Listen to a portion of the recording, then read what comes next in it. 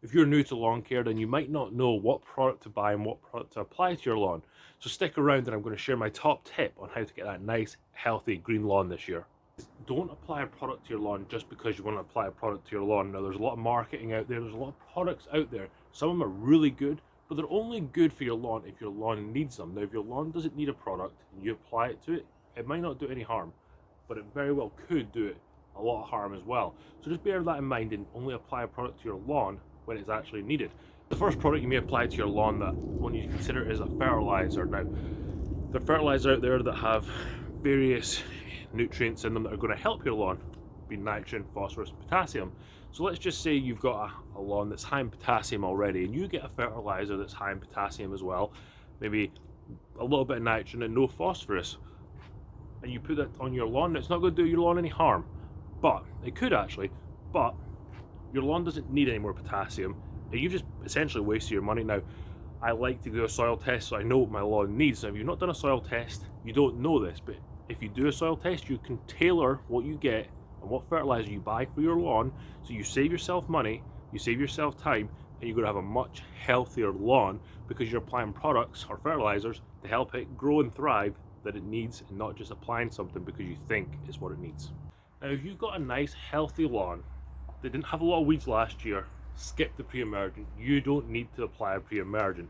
Now, if you did have a crabgrass problem last year, you're going to want to apply a product, say Scott's Halts or Lesco's crabgrass preventer, just to stop that crabgrass coming back. And eventually, after a couple of years, or maybe even next year, you won't have to apply that pre-emergent, because this year you'll have that crabgrass under control and it won't be dropping seeds to germinate in the next year's growing season. And on the other hand, for post-emergent treatment of weeds, you're going to want to apply a weed killer to the weeds as they're growing. They're actively growing, so the younger weeds are going to be easier to kill off with your weed killer. So don't wait until they're thriving, or don't wait until dandelions have started growing their little stems and they've got the little fluffy bits blowing around. They're just planting seeds everywhere. So you want to get them while they're young and while they're growing, so that you can kill them off a little bit easier.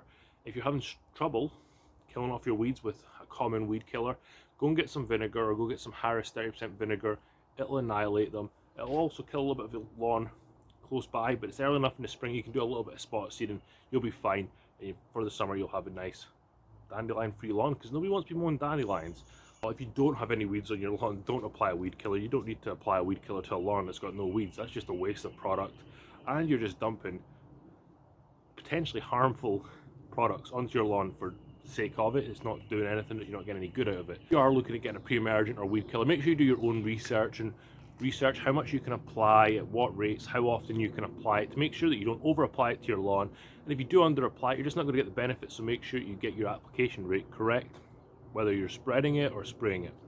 Hopefully there's a couple of examples you understand the point that I'm trying to make. I can go into multiple other types of products, but I'm not going to go into that. I think it's very clear that you have to test your soil and know your soil, get to know what is going on in your lawn so you can help your lawn thrive.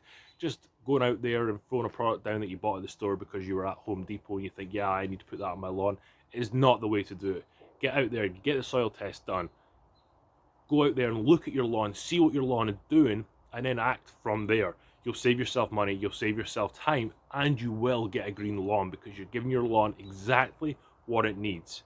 So if you did like this video and you want to support the channel, check out this video over here. I'm sure you'll enjoy this one too. And if you do, you get a big virtual fist pump.